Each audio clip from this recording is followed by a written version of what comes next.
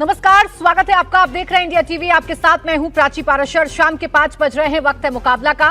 BJP में आज से नवीन युग की शुरुआत हो चुकी है। 45 साल की बीजेपी की कमान 45 साल के नितिन नबीन संभाल चुके हैं। ये नया आगाज प्रधानमंत्री नरेंद्र मोदी का भी बिल्कुल नवीन प्रयोग है और इस नवीन प्रयोग के साथ प्रधानमंत्री मोदी ने कुछ बातें एकदम साफ कर दी। एक तो यह कि बीजेपी में संगठन सबसे बड़ा है, संगठन का अध्यक्ष ही असली बॉस है। बीजेपी सिर्फ एक पार्टी नहीं बल्कि परिवार है, संस्कार है, जहां मेंबरशिप नहीं रिलेशनशिप मैटर करती है और इसीलिए बीजेपी इस वक्त दुनिया की सबसे बड़ी और मजबूत पार्टी है। इतना ही नहीं, आज प्रधानमंत्री ने एक शब्द अर्बन नक्सल देश को समझाया, घुसपैठियों को बाहर करने का अपना संकल्प भी दोहराया और बीजेपी विपक्ष से, खासकर कांग्रेस से क्यों और कैसे अलग है यह भी बताया। जहां पार्टी का मतलब सिर्फ एक परिवार नहीं बल्कि कार्यकर्ता होते हैं और इसकी तस्वीर उस वक्त भी देखने को मिली जब नितिन नबीन ने कार्यभार संभाला। कुर्सी पर युवा अध्यक्ष नितिन नबीन को बैठना था, लेकिन उनके पीछे बीजेपी के तमाम दिग्गज चल रहे थे। प्रधानमंत्री खुद नितिन नबीन को चेयर पर बैठाते हैं, अपने हाथ से मिठाई खिलाते हैं और यही है जनरेशन चेंज की आज की तस्वीर। बीजेपी राजनीति और परंपराओं को बदलने में माहिर है। तो विपक्षी दलों की बात करें तो उनकी गिनती की ही 80+ से शुरू होती है। कांग्रेस अध्यक्ष खड़गे 83 साल के हैं, डीएमके चीफ स्टालिन 72 साल के हैं, टीएमसी चीफ ममता 70 साल की हैं और इन पार्टियों में आगे की लीडरशिप के लिए भी परिवार के लोगों को ही तैयार किया जा रहा है। बीजेपी सिर्फ 2026 नहीं बल्कि 2029 के रोड मैप पर काम कर रही है और इसके लिए मोदी को गाली देने वाले, घुसपैठियों को बचाने वाले सबको पीएम ने एक्सपोज कर दिया है। आज हम इसी पर करेंगे मुकाबला, लेकिन पहले आपको सुनवाते हैं आज प्रधानमंत्री मोदी ने क्या क्या कहा। बीजेपी एक संस्कार है, बीजेपी एक परिवार है। हमारे यहां मेंबरशिप से भी ज्यादा रिलेशनशिप होती है। बीजेपी एक ऐसी परंपरा है जो पद से नहीं प्रक्रिया से चलती है। अर्बन नक्सल का दायरा इंटरनेशनल हो रहा है।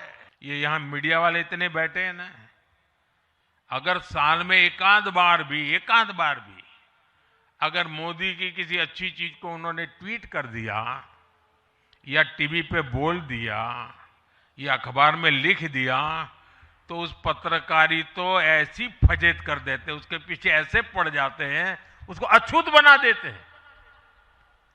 भविष्य में वो कभी बोल ना सके ऐसा कर देते हैं। ये अर्बन नक्सल की स्टाइल है। हमको भी सालों तक ऐसा अछूत बना के रख दिया पूरे देश में भाजपा को। अब देश समझ गया है अर्बन नक्सलों के कारनामे। आइए इसी पर करते हैं चर्चा। खास मेहमान हमारे साथ हैं सैयद जफर इस्लाम, प्रवक्ता भारतीय जनता पार्टी, सत्यप्रकाश मिश्रा, नेता जेडीयू, सुनील सिंह यादव, प्रवक्ता समाजवादी पार्टी, संजय सरकार, नेता टीएमसी हमारे साथ हैं। आप सभी का बहुत बहुत स्वागत है। सुनील सिंह यादव जी, आप लोगों को ये नवीन प्रयोग कैसा लग रहा है? क्योंकि जैसा प्रधानमंत्री ने कहा कि आप लोग इसे देख सकते हैं, इस पर बातें कर सकते हैं, इसका विरोध कर सकते हैं, इस पर सवाल खड़े कर सकते हैं, लेकिन अपना तो सकते नहीं है इस प्रयोग को आप।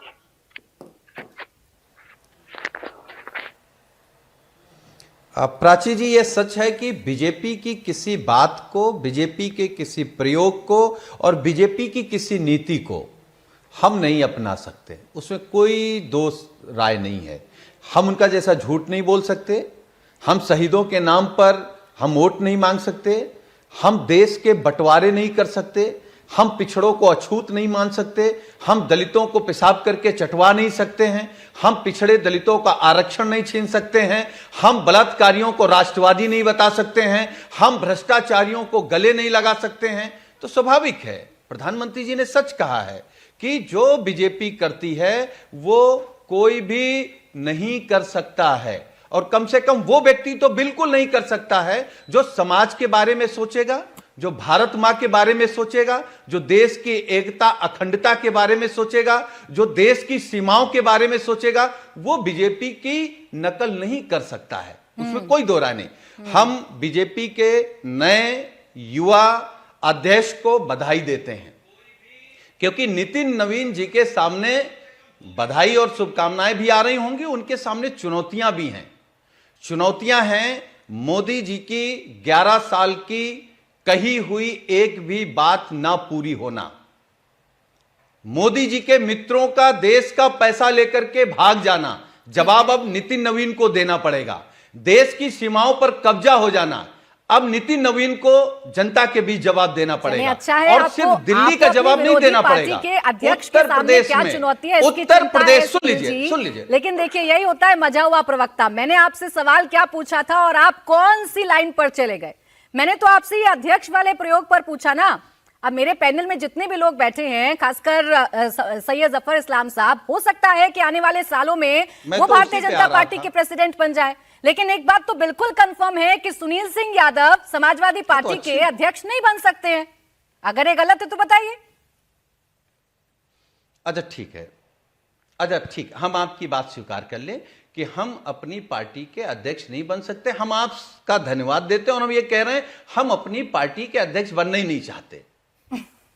एक मैं चुनौती बता रहा था कि अच्छा ये बताइए, ठीक है आप अच्छा मुद्दा लेके बनाए नहीं जा सकते। मुझे लगता है कि आज बीजेपी, हम कह रहे हैं आज बीजेपी हिंदुत्व के नाम पर राजनीति कर रही है। क्या मैं तो आजादी के बाद नहीं, जब से सनातन है तब से लेकर अब तक क्या कभी ऐसी घटना हुई होगी कि शंकराचार्य, यादव जी, इन मुद्दों पर तो मैं रोज ही चर्चा करती हूँ, रोज आप आते हैं, आप भारतीय जनता पार्टी को घेरते हैं। आज तो अपनी अपनी पार्टी की विशेषता बताने का दिन है। मुझे सिर्फ इतना बताइए कि सुनील सिंह यादव बनना नहीं चाहते या बनाए नहीं जा सकते? डंडा मरवा रहे हैं, बन नहीं सकते या बनाए नहीं जा सकते। घूसे से सुनील सिंह यादव जी, सुनील सिंह यादव जी, मैं समझ रही हूँ कि आप मेरे सवाल से क्यों बच रहे हैं, क्योंकि एकमात्र ऐसा सवाल है ये जिसका जवाब आप लोगों के पास नहीं होता है। नहीं, मैं सवाल से नहीं बच रहा हूँ। जफर इस्लाम जी, भाई अभी भी शंकाएं हैं सुनील सिंह यादव जी को कर रही हैं, और मैं भी आपसे जानना चाह रही हूँ कि क्या वाकई में बॉस बनने के लिए बॉस बन गए हैं नितिन नवीन, या ऐसे जैसे मल्लिकार्जुन खड़गे बॉस हैं लेकिन राहुल गांधी का क्या पद है आप जानते हैं? देखिए, इसीलिए आदरणीय प्रधानमंत्री जी ने कहा और जिस बात को आपने उठाया उससे इनके पेट पे तकलीफ होने लगी और सामने दिखने लगा कि परिवारवाद जो है एक नासूर की तरह है देश में। इसलिए कि देश हित में फैसले जब लेने होते हैं तो परिवार कहीं ना कहीं आड़े आ जाता है। इसलिए परिवार को प्राथमिकता जब देना पड़ता है तो देश हित के जो मसले होते हैं उसको कॉम्प्रोमाइज करते हैं। और इसीलिए आदरणीय प्रधानमंत्री जी ने आज अपने उद्बोधन में कहा बहुत साफ लफ्जों में कि एक नासूर की तरह है और ये नासूर जो है देश को कहीं ना कहीं नुकसान पहुंचाता है। और इसलिए जब आपने इनसे सवाल किया कि भाई आप सुनील सिंह जी, हमारे यहां तो दिख गया भाई कोई भी बन सकते, नड्डा जी बने, उससे पहले कोई और बना, उससे पहले कोई और बना, सारे 5 राष्ट्रीय अध्यक्ष जी बैठे थे, क्या कभी बैठा सकते हैं कोई ऐसा मंच हो जो कह सके कि हमारे यहाँ 5 पुराने राष्ट्रीय अध्यक्ष है? कह सकते हैं? नहीं कह सकते है ना। इसलिए कि ये आपने सही कहा, इन्होंने कह दिया आपको प्राइवेट कंपनी की तरह है। साहब समझिए, आप साहब समझिए तो सही, ये प्राइवेट कंपनी है, इसमें हमारी बपौती नहीं है, ये तो हमारे मालिक के परिवार की बपौती है। हम कहीं इसमें हिस्सेदार नहीं हो सकते, दावेदार नहीं हो सकते, मालिकाना हक नहीं हो सकते। ये हम सिर्फ वहां पर एक पार्टी में है, लेकिन वही करना पड़ेगा जो परिवार कहेगा, जो देश हित में जनता के हित में करना होगा उससे हमें जनहित में नहीं करेंगे, हमें जो परिवार हित में होना होगा करेंगे। तो ये फर्क दिखता है। इसीलिए आदरणीय प्रधानमंत्री जी ने आज बहुत सारे इंपॉर्टेंट मुद्दे उठाए, उसमें परिवार भी एक अच्छा है, बहुत बड़ा मुद्दा है। और बाकी ऐसे मुद्दे जिसपे जो ऑपोजिशन के लोग हैं उन मुद्दों में कहीं ना कहीं अपनी हिमायती बन जाते हैं, उसके हितैषी बन जाते हैं। जैसे उन्होंने बात उठाई जो आपके घुसपैठिया के बारे में, ऐसे बहुत से अर्बन नक्सल के बारे में उन्होंने उठाया बात, जो नक्सल्स के बारे में। हाँ। तो ये सारी चीजों के कहीं ना कहीं हिमायती बनते हैं। और आज मैं आपको ये बताना चाहता हूं, जो आपने सवाल पूछा मुझसे कि हमारे नए अध्यक्ष जो हैं, पहले तो उनको बहुत बहुत शुभकामनाएं। मैं खुद पूरे प्रोग्राम में था, अभी वहीं से आ रहा हूं, लेकिन मैं आपको बताना चाहता हूं उनको जो एक अध्यक्ष का जो पावर होता है भारतीय जनता पार्टी में देखना चाहिए, उनको पूरा अधिकृत किया जाता है, अधिकार होता है। इसलिए प्रधानमंत्री जी ने कहा कि आज मैं अपना जो आज तक का काम जो किया है उसके 11 ठीक है साल सर, का अब ये पूरा जो नवीन जो प्रयोग है काम के बारे ये में किस बताऊंगा, किस को expose लेकिन आगे करेगा, के लिए कैसे मार्गदर्शन कैसे उनसे expose लेता करेगा, रहूंगा। इसी पर चर्चा को आगे बढ़ा लेती हूँ। संजय सरकार जी भी हमारे सामने हैं, क्योंकि नितिन जी के लिए सबसे बड़ी परीक्षा होने जा रही है बंगाल में, और बंगाल में फ्रंट पर संजय सरकार जी आप ही खड़े हैं, जहां घुसपैठियों को, अर्बन नक्सलीज को कैसे टारगेट करना है, कैसे एक्सपोज करना है।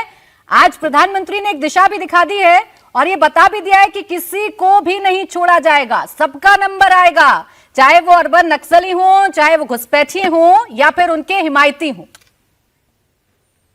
देखिए, सबसे पहले तो बधाई नितिन नवीन जी को, जो भी है रॉबर्ट स्टैम्प तो है, इसमें कोई दो राय नहीं है। एक पब्लिक लिमिटेड कंपनी में किसी को मतलब चेयरमैन के बाद में बोर्ड ऑफ डायरेक्टर में डिसाइड होता है, एक आदमी को एमडी बैठाने पड़ेंगे। एमडी सिर्फ एक रॉबर्ट स्टैम्प होता है, नितिन नवीन भी एक रॉबर्ट स्टैम्प भी है, इसके अलावा कुछ नहीं है। आप बोल रहे हैं अर्बन नक्सल ये पारिवारिक पार्टी तो यही तो बोलेगी, इसलिए कि वो लोगों ने वही देखा है। आपने डेमोक्रेसी देखा ही नहीं है, डेमोक्रेटिक पार्टी देखा ही नहीं है, डेमोक्रेसी किस तरह से पार्टी होती है। संजय सरकार भाई, आपने देखा है क्या? आपने देखा है सिर्फ ममता बनर्जी और अभिषेक बनर्जी, उसके अलावा देखा क्या है? किसी को अधिकार है क्या आपके पार्टी? ममता बनर्जी के जफर जी बोलने दें, अभी तो उन्होंने शुरू ही किया है, उनको उनका ओपनिंग रिमार्क रखने दें। किसको अधिकार है वो भी बता आपको दीजिए। सुन रहे थे, आप भी सुन रहे मैं थे। उसके बाद जनता के लिए काउंटर पूछ रहा हूँ, ये करिएगा। सवाल जनता के लिए पूछ रहा उसके बाद हूँ, काउंटर किसी को अधिकार है? जफर जी उसके बाद काउंटर खाली बोले संजय जी, आवाज मैंने खाली बोले पूछा किसी को अधिकार है पार्टी के अंदर, बताइए। बोले संजय जी बोले। प्रेम सिंह धूमल का बेटा कौन है? आपको जानकारी है ना? येदियुरप्पा का बेटा कौन है? विजेंद्र है। साहिब सिंह वर्मा का बेटा कौन? उससे क्या हुआ? उनको पूरा अधिकार है, कोई इंडिविजुअल को थोड़ी रोक सकता है, उनके अपने कंट्रीब्यूशन से। अभिषेक बनर्जी का क्या है? बाप रे बाप, नहीं, परिवारवाद उस वक्त होता है। नहीं, आप सोचिए वहां का प्रेसिडेंट कौन बना? नहीं, कौन प्रेसिडेंट बना? नहीं, कौन प्रेसिडेंट है? हिमाचल प्रदेश का प्रेसिडेंट कौन है? जरा बताइए, हिमाचल प्रदेश का प्रेसिडेंट कौन है? क्या अनुराग ठाकुर जी हिमाचल प्रदेश के प्रेसिडेंट है? हिमाचल प्रदेश के प्रेसिडेंट मुख्यमंत्री हिमाचल प्रदेश के अनुराग ठाकुर बने थे क्या? नहीं, अनुराग ठाकुर बने थे, बताइए। लेकिन अभिषेक बनर्जी, मुझे आवाज डाउन करानी पड़ेगी सर, ऐसे बीच में एक दूसरे के नहीं बोलेंगे तो ज्यादा बेहतर रहेगा। जफर इस्लाम जी थोड़ा सा बोलने दें संजय सरकार जी को, आवाज डाउन करें जफर इस्लाम जी। संजय सरकार जी आप बोलें, अब आप ही को बोलना है, आप ही बोलें भाई। वो तो गारंटी दे रहे हैं कि अनुराग ठाकुर ही प्रदेश के अध्यक्ष बनेंगे हिमाचल प्रदेश में बीजेपी के, ये तय नहीं है। लेकिन क्या आप ये गारंटी दे सकते हैं मेरे शो पे कि ममता बनर्जी के बाद अभिषेक बनर्जी प्रेसिडेंट नहीं बनेंगे, या किसी पार्टी के नेता को मौका दिया जाएगा, या संजय सरकार जी को मौका दिया जाएगा पार्टी का प्रेसिडेंट बनाने के लिए? आप दे सकते हैं ऐसी कोई गारंटी? देखिए, मैं एक दीदी के एक सैनिक हूँ और इससे विश्वस्त सैनिक है। हम एक सैनिक के रूप में रहना चाहते हैं, ठीक है ना जाफर इकबाल जी? देखिए, आप जैसे कंपनी में रॉबर्ट स्टैम्प का हम रहने नहीं चाहते। मैटर है घुसपैठी, घुसपैठी का मैटर कौन देखता है? बीएससी में आर्मी चीफ बनता है सैनिक कौन देखता है? बीएसएफ का अमित शाह देखता है, पहले राजनाथ सिंह देखता था। घुसपैठी अगर इसको समय में घुसा है तो पूरा अमित शाह नरेंद्र मोदी इसको जिम्मेदारी है। कैसे घुसपैठी आता है? एनसीआईबी मतलब नेशनल क्राइम इंटेलिजेंस ब्यूरो के हिसाब से 5 करोड़ घुसपैठी हिंदुस्तान के अंदर में है, वो घुसपैठी को निकाल पा रहा है? घुसपैठी तो हसीना भी है, शेख हसीना भी घुसपैठी है, दलाई लामा भी घुसपैठी है, और इसके अलावा बहुत सारे घुसपैठियों को निकाल पा रहा है? नहीं पा रहा है। और उससे बात मत बोलिए, जिस घुसपैठियों को बारे में नहीं बोल पाएंगे उसको बारे में मत बोलिए। बॉर्डर आप देखते हैं, आप बॉर्डर सुरक्षा रख नहीं सकता है, अकेलों के हिसाब से रहता है। अच्छा, तो आप बोले आरडीएक्स कैसे आया? आरडीएक्स कैसे आया है? पुलवामा में आरडीएक्स कैसे आया है? पुलवामा में आरडीएक्स कैसे आया है? अच्छा चलिए, ठीक है संजय सरकार जी, ठीक है संजय सरकार जी, लेकिन आपने भी एक बात बड़ी क्लियर कर दी, आपने भी एक बड़ी बात क्लियर कर दी कि आपकी पार्टी में अगर कोई डेडिकेटेड कार्यकर्ता है तो वो कार्यकर्ता ही रहेगा, उसे प्रेसिडेंट बनने का अधिकार नहीं है। आप ही ने बताया कि मैं तो सैनिक, आप ही तो बोले कि मैं तो सैनिक बनकर ही खुश हूँ, आप ही ने बोला मैं सैनिक बनकर खुश हूँ। रही बात घुसपैठियों की, तो आपने जो सवाल खड़े किए हैं, सत्यप्रकाश मिश्रा जी को चर्चा में लेकर आ रही हूँ मैं उन सवालों का जवाब ले लेती हूँ। आपने जो सवाल खड़े किए संजय सरकार जी, एक तो ये विपक्ष कह रहा है रबर स्टैंप की तरह यहाँ भी नए अध्यक्ष काम करेंगे, और दूसरा ये कि जब घुसपैठी आप लोग बोलते हैं तो घिरती आपकी सरकार ही है। सत्यप्रकाश जी रुक जाएं, सरकार जी देखिए, प्राची पराशर जी, घुसपैठिया शब्द अगर भारतीय मीडिया किसी भी मंच पर कहीं भी सत्यप्रकाश जी बोल रहे हैं, एक बार कोई घुसपैठिया शब्द बोल दे, उसके बाद कई पार्टियों को लगेगा आपने उनके पूंछ पे पांव रख दिया, वो कान खड़ा कर लेते हैं। पता नहीं क्या मोहब्बत है उनको ऐसे घुसपैठिया शब्द से। आखिर क्या पेट में दर्द उठता है, मुझे आज तक समझ में नहीं आया। अब टीएमसी बता रही कि शेख हसीना घुसपैठिया है। आज समझ में मुझे जाकर आया कि तस्लीमा नसरीन जो बांग्लादेश की लेखिका थी, उन्होंने कुछ लिखा, उनको देश छोड़ना पड़ा। वो कलकत्ता में रहती थी, आखिर उनको कलकत्ता क्यों छोड़ना पड़ा? आज जाकर समझ में आया कि तस्लीमा नसरीन साहिबा का लेख उनको पसंद नहीं आया, उसकी सोच पसंद नहीं आई। घुसपैठिया नहीं थे वो लोग, शरणार्थी थे। भारत सरकार ने उनको अंतर्राष्ट्रीय कानून के मुताबिक शरण दिया था। आप में से किसी पार्टियों को अगर घुसपैठिया का डुगडुगी बजाना हो, माल्यार्पण करना हो, करिए खूब, जनता देखती है। समय आएगा, इस बार प्रधानमंत्री महोदय ने लाल किला के प्राचीर से इंडियन डेमोग्राफी मिशन की बात की है, तो हिसाब किताब तो सबका होगा। आखिर आप ये क्यों मानते हैं? आखिर नहीं, सरकार साहब आप बोल रहे थे, मैं बोल नहीं रहा था, इतना तहजीब रखिए। अरे सरकार साहब इतना तहजीब रखिए। वैसे मैं पार्टी के कार्यकर्ताओं से बात करता हूं, पार्टी के स्टाफ लोगों का जवाब नहीं देता। प्राइवेट लिमिटेड कंपनी की जितनी पार्टियां हैं ना, उसके वर्कर नहीं होते, स्टाफ होते हैं। मैडम ने कहा लाइन हाजिर, सब लाइन हाजिर। राष्ट्रीय अध्यक्ष ने कहा ये कर दो, वो कर दो, जिसको थोप लिया स्वीकार कर लिया। कार्यकर्ता विद्रोह करता है, कार्यकर्ता राजनीतिक रंगमंच सजाता है और कार्यकर्ता राष्ट्रीय अध्यक्ष बनता है। और भारतीय जनता पार्टी में आज बना, आपकी पार्टी जब से बनी है, आप बता सकते हैं कि ममता बनर्जी के बाद कोई राष्ट्रीय अध्यक्ष बना हो आपकी पार्टी में? क्यों? मैडम की कंपनी है, पार्टी थोड़ी है, आप लोग स्टाफ है वहां। अब स्टाफ से क्या बात करना? सुनील साजन स्टाफ लगे हुए समाजवादी पार्टी एंड कंपनी में, पूरा परिवार राष्ट्रीय अध्यक्ष बनेगा, राज्यसभा जाएगा। खानदान में कोई बचा नहीं मुलायम सिंह जी के जो राजनीति में नहीं है, वो बताएगा, इस देश में प्रवचन देगा आकर कार्यकर्ता और राजनीति पर और देश के मूल्यों पर। मैं बताता हूं कौन है अर्बन नक्सल। लोकतंत्र की गला घोटने वाले वो लोग तमाम अर्बन नक्सल हैं जो भारतीय लोकतंत्र की संभावनाओं को कुचल रहे हैं। मुझे आज भी याद है जब अटल बिहारी वाजपेयी जी ने 98 में देश में पोखरण में परमाणु परीक्षण करवाया, ये तमाम अर्बन नक्सल उनके खिलाफ उठ के खड़े हो गए। क्यों? भारतीयता की और भारत की सामरिक शक्ति को कमजोर करने का एजेंडा लेकर, पैसे लेकर घूमते हैं आप। आज भी पता है जो जॉर्ज सोरोस के पैसे पर चलता है इस देश के तमाम वो लेखक, वो पत्रकार, वो एजेंट, वो स्टाफ, वो तमाम अर्बन नक्सल के इस देश में चेहरे हैं। उनका चेहरा बेनकाब हुआ है क्योंकि लगातार 3 बार केंद्र की सरकार में आपको जगह नहीं मिली, तो अर्बन नक्सल तो कुचला ही जाएगा, घुसपैठिया भी दूर भगाया जाएगा। देश को मजबूत करने की जगह आप लोकतंत्र के गड्ढे खोद रहे हैं। एक मुख्यमंत्री रेड में घुसकर ईडी का रेड बढ़ रहा है, संविधान के पद पर बैठी हुई है और दबंग की तरफ फाइल छीन के भाग गया। ऐसा देश बनाना चाहते, ये है अर्बन नक्सल का चेहरा।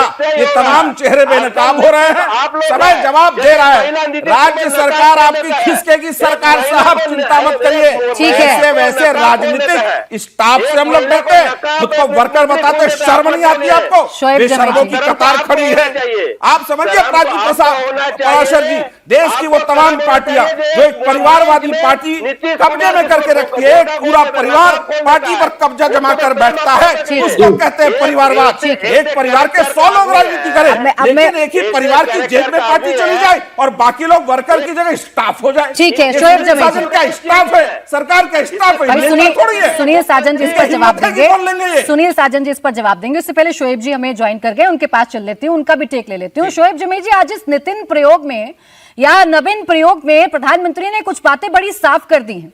एक तो ये कि अर्बन नक्सलियों को एक्सपोज किया जाएगा, और दूसरी ये जो आबादी का डिसबैलेंस किया जा रहा है, घुसपैठियों को शरण दी गई या घुसपैठियों के जो हिमायती हैं उनको भी एक्सपोज किया जाएगा और एक एक घुसपैठी को बाहर किया जाएगा, न जाने कोई कितने भी सवाल क्यों ना खड़े कर ले। बहुत बहुत शुक्रिया प्राची। देखिए, ये भारतीय जनता पार्टी का एक आंतरिक मुद्दा था। किस तरीके से उन्होंने अपने राष्ट्रीय अध्यक्ष का चयन किया हो, ये उनका आंतरिक मामला। मैं किसी बात पे कटाक्ष नहीं करता, लेकिन ये बात तो जग जाहिर है कि दोबारा से गुजरात लॉबी काफी हावी नजर आती है। अगर नितिन गडकरी जी या फिर राजनाथ सिंह जी की जो लॉबी है, उनकी तरफ अगर मौका मिलता या उनके लोग अगर बनते, तो शायद ज्यादा सेकुलर चेहरा भारतीय जनता पार्टी का नजर आता। बहरहाल कितना वो ओत प्रोत है मोदी जी के नेतृत्व को लेकर, या कितना वो दबाव महसूस करते हैं माननीय गृह मंत्री जी के नेतृत्व का, इससे अंदाजा लगता है कि वो कितना इंडिपेंडेंटली काम कर पाएंगे। बहरहाल वो जैसे भी काम करे, मैं उम्मीद करता हूं कि वो बिहार के हैं, बिहार का गौरव भी होता है, तो कम से कम जो देश भर में एक नफरत सी फैली है उसको अगर काबू करने में काम आए तो वो ज्यादा बेहतर रहेगा। हालांकि जिस तरीके से इस वक्त आरएसएस का इतना बड़ा प्रभाव भारतीय जनता पार्टी के अंदर अध्यक्ष के चुनाव पर हो रहा है, ये देखकर लगता नहीं कि यहाँ से कि कोई नफरत में कमी आएगी। रही बात देश में आबादी के संतुलन का, तो जिस देश में एक ही धर्म की आबादी 100 करोड़ से ज्यादा हो, उस देश में संतुलन और संतुलन की बात करना बेईमानी है। जिस देश में 100 करोड़ से ज्यादा हिंदू रहते हो, सरकार से लेकर मुख्यमंत्री से लेकर राष्ट्रपति से लेकर चीफ जस्टिस तमाम एक ही धर्म से हों, उस देश में किसी किस्म की डर दिखाना या किसी असंतुलन की बात करना ये बेईमानी है। यहाँ तो मुसलमान भी अल्पसंख्यक है, तमाम बाकी जो अल्पसंख्यक है वो तो और भी शोएब जी, ज्यादा यहाँ अल्पसंख्यक बहुसंख्यक और अल्पसंख्यक का मसला नहीं है। मुझे सिर्फ इतना बताइए, जब कोई घुसपैठियों की बात करता है, अर्बन नक्सलियों की बात करता है, या ये सरकार कहती है कि हम घुसपैठियों को बाहर कर देंगे, इसमें डर क्या है? कौन सा डर है जो सरकार दिखा रही है? क्या घुसपैठियों का सच नहीं है? हमने तो कभी यहाँ से इसका विरोध नहीं किया। हमने तो कहा था कि बिहार में कितने घुसपैठिए थे उसका डेटा दे दीजिए, अभी तक नहीं दे पाए। कहते हैं कि 4 है सिर्फ, तो फिर 4 है तो फिर इतनी बड़ी बात तो नहीं। फिर आपने कहा कि झारखंड में घुसपैठिए थे, वो घुसपैठिए कहाँ है उसका डेटा दे दीजिए। फिर अब बंगाल आ रहा है तो फिर अब बंगाल में आप घुसपैठिए की बात करें। कहने का मतलब कि आप सीरियस नहीं है। आपने जो एक देश के आंतरिक सुरक्षा का मुद्दा था, जो वाकई में एक बड़ा सीरियस इशू हो सकता है, जो तारों के नीचे से लोग आते हैं, चाहे वो किसी भी धर्म के हो, बांग्लादेशी हिंदू हो या मुसलमान हो, घुसपैठिया तो घुसपैठिया, उस सीरियस मुद्दे को एक राजनीतिक मुद्दा बना करके आपने उसको नॉन सीरियस इशू बना दिया। तो हमारा सवाल इसी पर है कि आप राजनीतिक प्रयोग क्यों करते हैं घुसपैठिए के मामले। अगर आप सीरियस है तो चाहे आसाम में घुसपैठिया, यानी इसका मतलब ये है शोएब जी कि अगर ये सरकार घुसपैठियों को बाहर खड़ा करेगी या घुसपैठियों को बाहर निकालेगी, तो असदुद्दीन ओवैसी साहब, शोएब जमई साहब सब सरकार के साथ खड़े होंगे और सरकार के इस स्टैंड का स्वागत करेंगे या इन कदमों का स्वागत करेंगे। तो भाई आप 11 साल से क्या कर रहे थे? आप करिए ना, करते क्यों नहीं है? अर्बन नक्सल कौन सा अर्बन नक्सल बताइए, डेटा दीजिए, उन पे क्या कार्रवाई हुई, ये संसद के पटल में रखना चाहिए। हर बात को राजनीतिकरण करके एक सिर्फ लफाजी करना, ये एक नॉन। अच्छा, मैं जवाब ले लेती हूँ। सत्यप्रकाश जी, इस बात का जवाब दें, फिर मैं आ रही हूँ जफर जी आपके पास भी। बस इस बात का जवाब दें, विपक्ष तो आपका सपोर्ट करना चाहता है ऐसे मसलों पर गंभीरता के साथ, लेकिन सीरियस नहीं नजर आती आप लोगों की सरकार। घुसपैठिए कहते तो हैं, लेकिन कोई आंकड़ा कभी विपक्ष को नहीं देते। आप ध्यान दीजिए, एक समर्थन उनको देना चाहिए था जब रिलीजियस परसिक्यूशन में बहुत सारे लोग भारत आए थे और CAA के द्वारा उनको एक विशेष अवधि तक आए लोगों को नागरिकता दी जा रही थी। क्या कर रही थी शोएब जमी की पार्टी? ये क्या कर रहे थे? एक सिगुफा छोड़ रहे थे कि तुम्हारी नागरिकता ले ली जाएगी। आज कई साल बीत गए, किसकी नागरिकता गई? नहीं। अगर भारत के प्रधानमंत्री ने इंडियन डेमोग्राफी मिशन की बात करी है तो उस डेमोग्राफी मिशन को काम करने दीजिए। यह बात सही है कि भारत में अलग अलग हिस्सों से वैसे लोग रह रहे हैं, कुछ शरणार्थी बनकर और कुछ घुसपैठिया बनकर। अगर उस पर एक तयशुदा कार्यक्रम के तहत यदि कोई कार्रवाई होती है तो कांग्रेस पार्टी का कान क्यों खड़ा हो जाता? उनके पूंछ पे पांव तो रखा नहीं हमने या किसी ने भी। यह बात सही है कि वेस्ट बंगाल में या आसाम में इसकी संख्या ज्यादा है। जहां तक उन्होंने बिहार की चर्चा करी, देखिए चुनाव आयोग का यह काम नहीं था कि कौन नहीं है नागरिक, कौन है नागरिक। चुनाव आयोग का इतना ही काम था SIR में, जो नागरिक नहीं है वो वोटर नहीं बनेगा। इतनी ही बात की चुनाव आयोग के पास ये दायित्व भी नहीं है कि कौन घुसपैठिया वो ये बताएगा। ये गृह मंत्रालय का काम है। पहले बात तो ये यहाँ पे क्लियर हो जानी चाहिए नागरिकता को लेकर के। अब अर्बन नक्सल का देखिए, अर्बन नक्सल एक पॉलिटिकल टर्मिनोलॉजी है उन लोगों के लिए जो लोग इवन धुरंधर फिल्म बन जाए तो उस पर बयान देने लगते हैं कि अरे ये तो इस देश के मुसलमान समाजों को टारगेट करने का तरीका है, जबकि उसमें भारतीय मुस्लिम समाज के किसी पक्ष के बारे में कोई बात नहीं करी गई। ऐसे पत्रकार हैं लबादा ओढ़े हुए, ऐसे लेखक हैं, ऐसे नेता हैं जो अर्बन नक्सलिज्म की भूमिका में रुक जाइए। दिल्ली की सरकार के मुख्यमंत्री थे, तू तड़ाक ये वो CBI को दिन भर गाली देना। अभी ममता बनर्जी जी ने जो ईडी का फाइल, ईडी के रेड केस में प्रकाश फाइल जी, लेके वो भागा, कह रहे हैं वो अभी जो अर्बन शोएब जी ने नक्सलिज्म कहा, के दायरे भाई में कोई आता आंकड़ा है। विपक्ष के वो सामने political आएगा, टर्मिनोलॉजी है, कोई आंकड़ा विपक्ष के सामने आएगा, उसकी शिकायत आप एक तो बात शोएब जमीन जी आपके साथ होंगे। पॉलिटिकल तरीके से लड़ेंगे। अगर हम किसी को अर्बन नक्सलिज्म कह रहे हैं तो वो उस सोच को बढ़ा रहे हैं जो अर्बन नक्सलिज्म की सोच को दिखाता है। शोएब जी, एक छोटा सा इसमें जवाब। शोएब जमी को क्या दिक्कत है पता नहीं। बोले शोएब पहली जी। बात तो ये है कि ये दिल पे हाथ रख के बताएं कि बिहार चुनाव से पहले क्या गृह मंत्री जी ने अपने भाषण में ये नहीं कहा था कि एसआईआर इसलिए हम कर रहे हैं क्योंकि घुसपैठियों की आप पहचान तोड़ करना मड़ोड़ जरूरी के है। पेश कर रहे हैं। कहा था एसआईआर ना, गृह मंत्री जी नहीं कर रहे हैं। नहीं, ना एक तो नहीं, पहले नहीं, ये गलत नहीं, बोल रहे हैं गृह आप। मंत्री के भाषण एसआईआर नहीं गृह थे। मंत्रालय नहीं करता, एसआईआर चुनाव भाई, आयोग कर रहा गृह मंत्री है। और के चुनाव भाषण आयोग थे या अगर नहीं कुछ थे? कर रहा है उसमें गृह क्या मंत्री हुआ ने घुसपैठियों का? देने लगे। वो मैं चुनाव आयोग का काम है। दिल पर आप जवाब हाथ देता हूं, रखकर प्राची जी, इसको clarify कर बताइए देता हूं। कि किशनगंज मैं कह रहा हूं, एरिया आप में लोग कई लोग तुरंत डोमिसाइल के लिए और प्रमाण पत्र, अस्थायी अच्छा, निवासी सुनिए, प्रमाण पत्र के लिए जो आवेदन नहीं दे रहे थे क्या? जो बांग्लादेश से आए हुए घुसपैठिया किसी भी धर्म का हो वो घुसपैठिया ही होगा। नहीं, वो बात सही है अगर आपकी, illegal किसी भी तरीके से धर्म आया का तो हो, उसको घुसपैठिए तारों का से कोई बाहर धर्म करेंगे, नहीं होता। करेंगे। घुसपैठिए का कोई धर्म नहीं होता, ये अगर बात illegal सही है। तरीके से कोई लेकिन तारों के घुसपैठिया नीचे से शब्द आया है, बोलते तो ही आप उसको धर्म विपक्ष के देखेंगे। कई कुनबे में ऐसे देखेंगे ना। ताना तानी मचने लगती हमारा है, ऐसे विरोध जैसे इसी बात गर्म का है। तवे पर हमने कोई अगर एकदम घुसपैठिए छल्ले से का मार दिया हो, धर्म बिलबिला देख उठते करके यहाँ हैं। तो ऐसा क्या है भाई? identify कर क्या रहे हैं। मोहब्बत है उन यानी आप घुसपैठियों से, ये seriously बताएंगे कभी? आप संविधान के खिलाफ काम कर रहे हैं। संविधान के खिलाफ इस देश में कोई काम नहीं कर सकता। शोएब जमाई, ये चुनौती देता हूं मैं। और जब से हमारी सरकार है हम संविधान सम्मत चलते हैं और संविधान के बताए रास्तों उसके मूल्यों पर चलते हैं। आप लोग संविधान के खिलाफ जरूर बच्चे रहते हैं। शोएब जी, 15 मिनट पुलिस हटाने वाले कौन लोग थे? संविधान पर चल रहे थे अच्छा, क्या? एक सेकंड, सर, आपके प्रकाश जी। कुनबे का एक नेता था। अब वो बोलना समझाएंगे नहीं मुझे, चाहता मैं। अब वो समझाएंगे मुझे, शोएब जी समझाएंगे मुझे कि जब घुसपैठियों को हटाने की बात कोई सरकार करती है तो ये संविधान के विरोध में कैसे है? शोएब जी, ये संविधान के खिलाफ कैसे है? देखिए, हमने रिलीजियसली परसिक्यूटेड माइनॉरिटीज का देश में आने का कभी विरोध नहीं किया। सीए जिस कानून के बुनियाद पर जहां पे एक बायसनेस थी और संविधान की मर्यादा के खिलाफ एक धार्मिक उसमें यहां से बायसनेस थी, उसका हमने विरोध किया। मैं ये कहता हूं कि तारों के नीचे से आने वाला घुसपैठिया हिंदू हो या मुसलमान हो, बांग्लादेश से आया और किसी भी देश से आया, लेकिन शोएब जी, ये सरकार तो कभी नहीं कहती कि मुस्लिम घुसपैठिए। ये सरकार तो घुसपैठिए कहती है। ये सरकार तो ये नहीं कहती है कि फला धर्म फला धर्म, ये तो घुसपैठिए कहती है। धर्म तो आपने ढूंढ लिया इसमें। आसाम में किस तरह की कार्रवाई हुई? क्या आसाम में जितने भी यहाँ से नॉन जफर जी। मुस्लिम घुसपैठिए थे, क्या उनको तारों से नीचे वापस भेजा गया? जफर जी, जवाब। क्या उनको दूध धकेला गया? भाई आपकी सरकार जितने सिर्फ भी कहती लोगों है, को आप आज भी पहचान प्रधानमंत्री ने करते सिर्फ हो, कहा, कैसे लेकिन है? नीयत साफ नहीं है। आपके जफर ऊपर इस्लाम जी, टारगेट आपकी किया जाता सरकार है की, ना।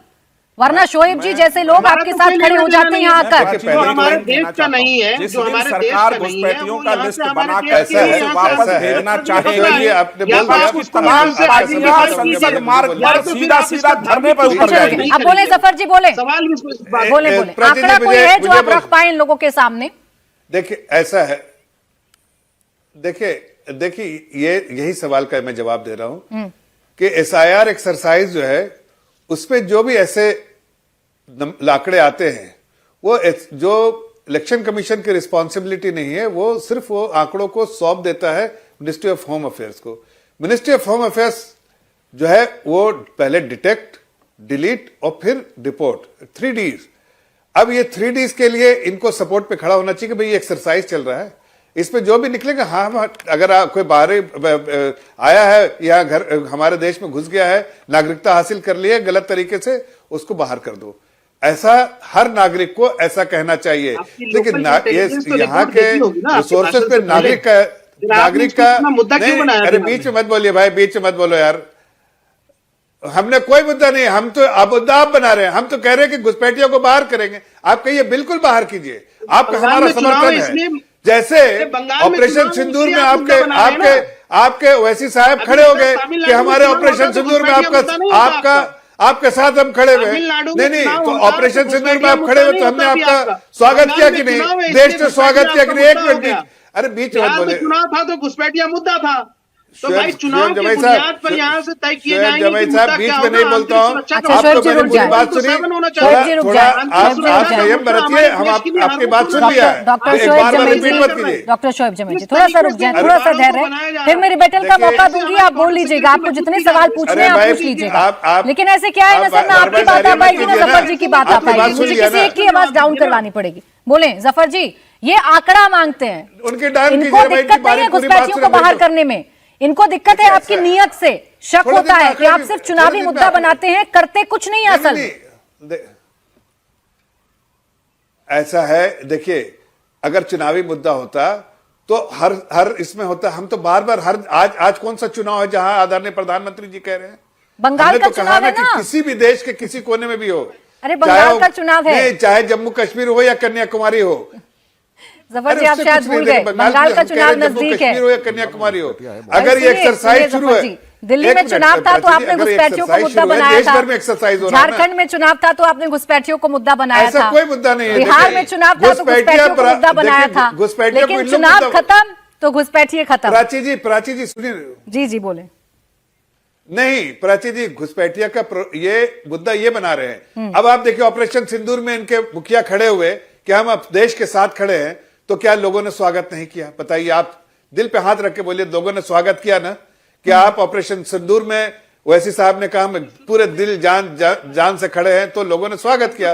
वैसे ही अगर घुसपैठिया के मामले में अगर ये कहते, सुनिए मेरी बात खत्म हो जाए, कि हम पूरे तौर से खड़े हैं, तो कोई मुद्दा ही नहीं बनता। जैसे मैंने सीए में कहा था वैसी साहब को कि आप बैरिस्टर खुद है, एक आदमी खड़ा कर दीजिए, एक क्लॉज निकाल दिए सीए में, एक क्लॉज आज भी चैलेंज करता हूं जिससे देश के मुसलमानों की नागरिकता जा सकती है, तो मैं कुछ भी बोल दूं, लेकिन नहीं निकाल पाए। तो वो खुद पॉलिटिकल मुद्दा बनाने की कोशिश करते हैं और मुद्दे भूलना चाहते हैं। हकीकत है कि उन्होंने मुसलमानों को बहकाने का, भड़काने का, गुमराह करने का ठेका लेकर रखा है उनको। जफर जी बस कुछ आंकड़े हैं जो विपक्ष आपसे चाहता है, वो आंकड़े इनके सामने रख देंगे तो शायद विपक्ष आपके साथ खड़ा हो जाए, जैसे ऑपरेशन सिंदूर में असदुद्दीन ओवैसी साहब खड़े हो गए थे। खैर अब सुनील सिंह यादव जी के पास जा रही हूँ, क्योंकि सत्यप्रकाश मिश्रा जी ने भी उनसे सवाल पूछे थे, कई आरोप उन पर लगाए थे। अब मौका दे रही हूँ सुनील सिंह यादव जी, जवाब दीजिए। प्रधानमंत्री ने तो आज ये भी कह दिया कि आप लोग हार की समीक्षा इसलिए नहीं कर पाते क्योंकि पार्टी के साथ पूरा परिवार एक्सपोज हो जाएगा।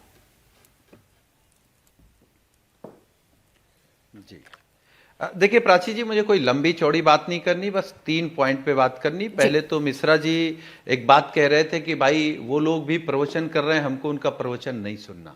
तो स्वाभाविक आप एक ऐसी मानसिकता के व्यक्ति हैं जिनको पिछड़े दलितों की आवाज प्रवचन लग रही है, और आपको लगता है कि जो आप बोले उसको पूरा देश सुन ले। तो पहली बात तो इस मानसिकता से उभरिए।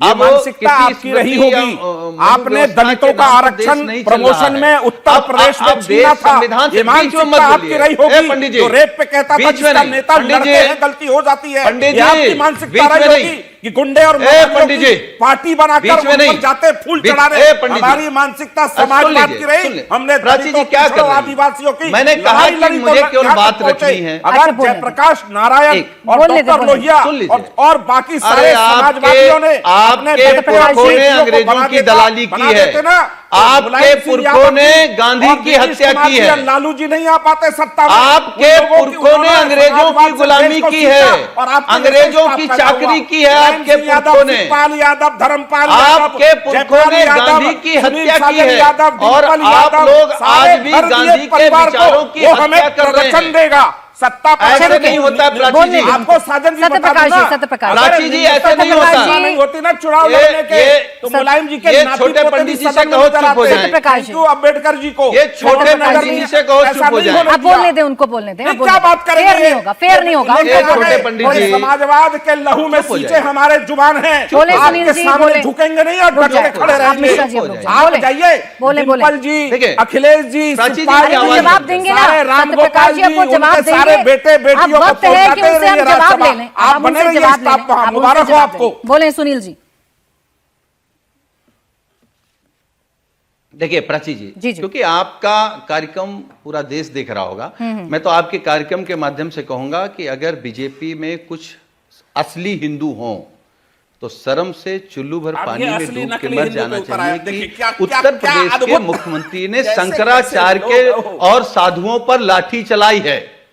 ठीक है, ज्यादा तो है नहीं, नकली हिंदू बताइए, ज्यादा तो सब इसी मिश्रा टाइप के ही हैं जिनको असली नहीं है होते हैं ये। दूसरी बात, अच्छा, उनके 3 पॉइंट आने दीजिए, फिर आप रिबैटल करिए। देखिए, बीजेपी के प्रवक्ता जो कह रहे थे कि भाई ऑपरेशन सिंदूर में जब पूरा देश खड़ा हो गया तो सबने स्वागत किया, स्वाभाविक है, पूरा देश आपके साथ खड़ा था तो आपका स्वागत था जब तक आप लड़ रहे थे।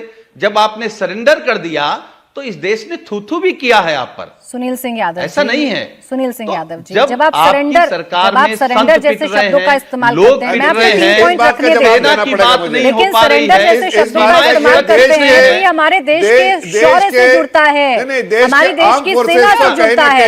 मैं उस देश में जाऊंगी तो लंबी मर जाएगी, लेकिन आपने अगर सेना की प्रेस कॉन्फ्रेंसेस सुनी होती, हमारे देश के डीजीएम को सुना होता, हमारे आर्मी चीफ को सुना होता तो आप ये ना कहते। खैर, मैं लौट कर विषय पर आती हूँ। ओके जफर जी, मैं लौट कर विषय पर आती हूँ, मैं आपको फिर मौका देती हूँ। जफर जी की आवाज डाउन रखें जरा, मैं फिर आपको मौका देती हूँ। कुछ आरोप हैं जो सत्यप्रकाश मिश्रा जी लगा रहे थे, कुछ सवाल हैं जो आपसे पूछ रहे थे, वो सवाल मेरे भी थे जब आपने एक बेतुका उदाहरण दिया था। वो सवाल सिर्फ इतने भर हैं जो प्रधानमंत्री कह रहे थे कि समीक्षा क्या वाकई में इस वजह से नहीं होती आपकी पार्टी में कि पूरा का पूरा परिवार एक्सपोज हो जाएगा, क्योंकि यहाँ तो नड्डा जी का कार्यकाल है तो समीक्षा होगी कितने चुनाव जीते कितने हारे, यहाँ राजनाथ सिंह जी का कार्यकाल है, गृह मंत्री अमित शाह का कार्यकाल है तो समीक्षा होगी कितने जीते कितने हारे।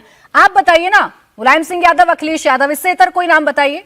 अच्छा प्राची जी, जी प्राची जी, आपको क्या लगता है कि इतनी बड़ी पार्टी अगर माननीय अखिलेश यादव जी चला रहे हैं तो समीक्षा नहीं होती होगी?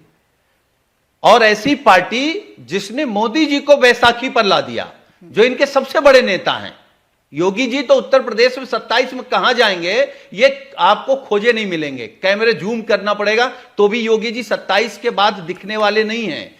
मोदी जी जैसे बड़े नेता को अगर माननीय अखिलेश यादव जी समाजवादी पार्टी बैसाखी पर ले आई तो बिना समीक्षा के ले आई, बिना सबको जोड़े ले आई, बिना सबको प्रतिनिधित्व दिए ले आई।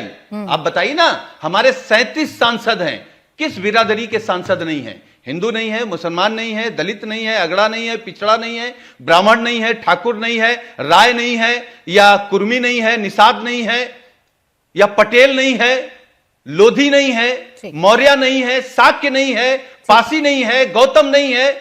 अरे समाज के पूरे लोग तो हैं। हम बीजेपी जैसे झूठे सवाल है लोग नहीं हैं। नहीं, वो तो ये भी गिना दें, इनको जवाब देना पड़ेगा। जो कह रहे हैं कि हर जाति के लोग हैं। और अरे साजन जी रुक जाइए, सुन लीजिए ना, एक सवाल ले लीजिए। आप क्या जवाब, एक छोटा सा सवाल लीजिए, आप चुप रहिए पहले। एक छोटा सा हमारा सवाल बीजेपी से आपसे है ही नहीं। एक सवाल तो ले लीजिए आप।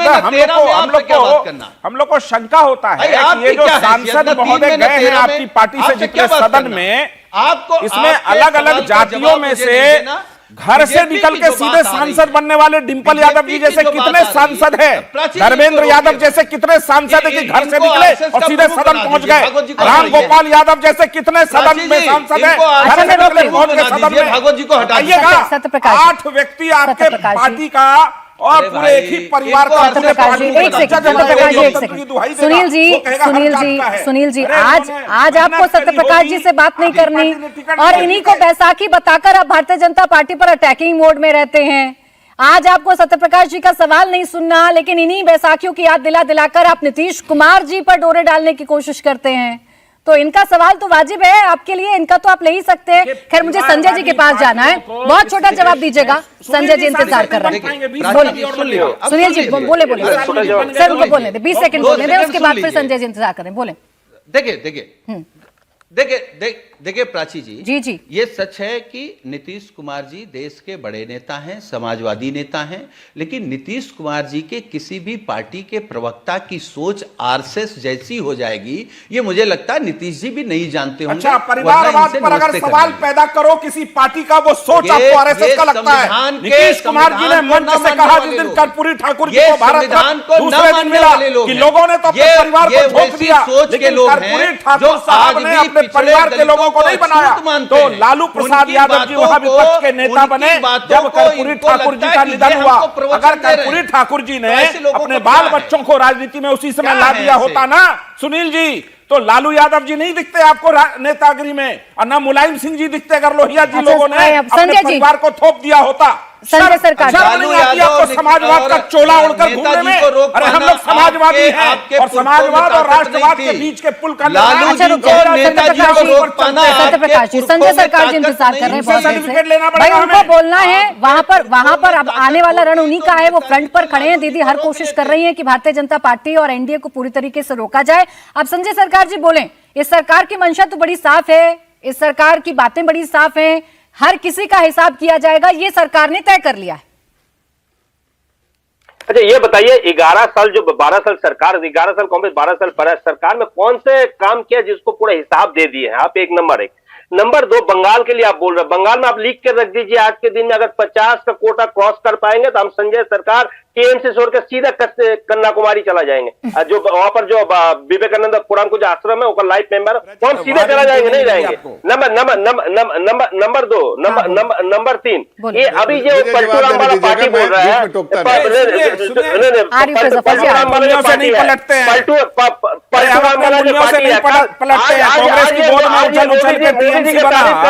और उसी गड्ढे को खोद करके सारे कम्युनिस्टों के कार्यकर्ता को लेकर के वही नीतियां बंगाल में लागू करी, हिंसात्मक बंगाल बनाया जाए, चुनाव के बाद हिंसा होती है, उसको आप प्रवचन देंगे? ऐसा क्या था लेकिन सरकार की फाइल में, हरे वाले फाइल में ऐसा क्या काला छिपा था कि ममता दीदी भाई संजय जी कह रहे हैं, सत्यप्रकाश जी रुके, उनको बोलने दें। भाई संजय सरकार जी पूरा कॉन्फिडेंट है, भाई पूरा कॉन्फिडेंट है कि 50 सीटें भी भारतीय जनता पार्टी को नहीं आ रही है। बताइए संजय सरकार जी, बोलिए आगे बोलिए सर, कैसे लग रहा है आपको कि ऐसा होगा?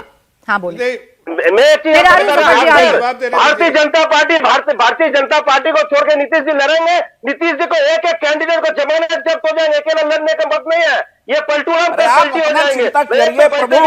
नीतीश जी 5वीं बार बिहार के सीएम बन चुके हैं और हमारा विकास दर बिहार का वेस्ट बंगाल से दुगुना है। आप अपना चिंता करिए, आप देश के विकास दर में कहीं किसी पायदान पे खड़े नहीं हैं। हमारे आपके जैसा हिंसा नहीं है, हो गया तो उसके बाद लोगों को मारने लग जाओ। अभी देखिए ना संजय सरकार जी, आप डिबेट को कहां से कहां ले गए। अभी अच्छी खासी बात आप कर रहे थे कि बीजेपी 50 सीटों से ज्यादा नहीं आएगी। आपने कन्याकुमारी जाने का प्रॉमिस मुझसे कर दिया। इस बात पर मैं जवाब लेना चाह रही थी सैयद जफर इस्लाम साहब से। आप बिहार चले गए, अब मुझे बंगाल पर तो रहने दीजिए कम से कम, जहां आप इतने मजबूत हैं और आपको लग रहा है बीजेपी का हर मुद्दा फेल है। जवाब तो लूं जफर इस्लाम जी, देखा आपने संजय सरकार जी यहाँ प्रॉमिस गारंटी देकर जा रहे हैं। अगर आप 50 से ज्यादा सीटें ले आए, ये मुद्दे उठाकर जो आप घुसपैठी और अर्बन नक्सल की बात करते हैं, ये छोड़ देंगे पार्टी। संजय भाई देखिए, संजय सरकार भाई एक बात कहना चाहता हूं, बीच में टोकिएगा नहीं, लेकिन आपको बता रहा हूं, आपकी बातों को मैं बड़ी संजीदगी से सुना। आप कह रहे हैं 50 सीटों से बाहर आए तो आप जो है कन्याकुमारी में वहां पर उसके पार जाके छोड़ दीजिएगा मुझे, चाहे आप आश्रम में जाइए वहां या श्रीलंका जाइए, कहीं भी जाइए, मतलब वहां से आप छोड़ दिया जाए, आपको वहां कोने में जाके आपको छोड़ दिया जाएगा, छोड़ देंगे, ठीक है। ये रिस्पॉन्सिबिलिटी मैं लेता हूं, इसलिए लेना पड़ रहा मुझे रिस्पॉन्सिबिलिटी, और चैनल पे बोल रहा हूं प्राची जी और बाकी प्रवक्ताओं के बीच में बोल रहा हूं कि ये रिस्पॉन्सिबिलिटी ले रहा हूं मैं। सुनिए एक मिनट, बीच में मत बोलिए संजय भाई, मैं ले रहा हूं रिस्पॉन्सिबिलिटी इसलिए कि देखिए वहां प्रधानमंत्री के नेतृत्व में, आदरणीय गृह मंत्री जी के अगुवाई में, नितिन नवीन जो हमारे युवा जो राष्ट्रीय अध्यक्ष जी उनकी अगुवाई में, और बहुत कैपेबल सुनील बंसल जी जैसे वहां पर हमारे जनरल सेक्रेटरी अमित मालविया जी, उनके सहयोगी, इस तरह की टीम है जो काम कर रही जमीन में पिछले कई साल से। आपको बता रहे, एक सुन लीजिए, आप देखिए बीच में मत बोलिए ना, मैं आपकी बात सुना, अरे सुन तो लीजिए, एक मिनट मेरी बात सुनिए फिर जवाब दीजिएगा ना, सुन लीजिए, अरे भाई सुन तो लो फिर आप जवाब दे देना, मैं बीच में नहीं बोल रहा था ना। अच्छा सुन ले संजय जी, सुन तो लो, मैं कह तो अभी सरकार साहब सुन ले, मैं ये कह रहा हूं कि इस बार भारतीय जनता पार्टी की सरकार बनेगी तो आप अपने बारे में तो बता दिए, ममता बनर्जी का क्या कीजिएगा ये बताइए, और अभिषेक बनर्जी का क्या किया अगर हमारी सरकार बनी। और मैं आपको दावे के साथ कह रहा हूं, मैं राजनीति छोड़ दूंगा अगर हमारी सीटें 50 से आपसे नीचे आई तो मैं भी राजनीति छोड़ दूंगा। आप छोड़ेंगे राजनीति या ममता बनर्जी को छोड़वाएंगे? मैं आपको बता, हमारी सरकार बनेगी, आप जो कह रहे 50 सीटों से, तो मैं भी तैयार हूँ। हालांकि मैं आप दोनों को बता दूं कि किसी भी सियासतदान पर कोई यकीन नहीं करता है। इससे पहले भी हमने बड़े बड़े दावे, बड़े बड़ी गारंटी बिहार चुनाव में भी सुनी, दिल्ली सरकार में भी सुनी, लेकिन ना कोई सियासतदान सियासत छोड़ता है, ना कोई पद छोड़ता है। तो ये तो सिर्फ कहने वाली बातें हैं। लेकिन संजय जी जवाब दे दीजिए जल्दी से। नहीं, ये तो छोड़ना पड़ेगा, मैं तो छोड़वा के रहूंगा इनसे। मुझे मालूम है, मैं ऐसे दावे नहीं खेल रहा हूँ जहाँ हमारे खोखले जफर जी बोलने दे, खाली बर्तन आवाज करता, मैं वैसी बात नहीं कह रहा। मैं इनके दावे का जवाब दे रहा हूँ कि इनको छोड़ना ही पड़ेगा। ये मैं यहाँ पर आप चैनल पे लाएंगे तो मैं इनको चैनल से उठा के ले जाऊंगा इनको, और मैं बे ऑफ बंगाल में छोड़ूंगा या जाके। अच्छा बोलने दे, अभी तो बोलने दे, आज तो बोलने दे, बाद में चैनल से उठाइएगा। आज तो बोलने दे, आज तो सरकार है उनकी, आज तो बोलने दे। जफर भाई, बंगाल में आप सत्ता में उस दिन आइएगा जिस दिन चीटी का वोट में लिपस्टिक लगाइएगा। गलत इरादे मत रखिए, अपने लिए, अपने परिवार के बारे में सोचिए। कहां से नहीं, आप सुन लीजिए ना, आप बंगाल में सत्ता में उस दिन आइएगा जिस दिन सरकार हमारी बन रही भाई। चलिए ठीक, मेरे पास इतना ही समय था सर, मेरे पास इतना ही समय था। मैं रोक रही हूँ आप सभी को। बहुत शुक्रिया आप सभी का हमारे साथ आज की इस चर्चा में जुड़ने के लिए। तो मुकाबला में आज के लिए बस इतना ही।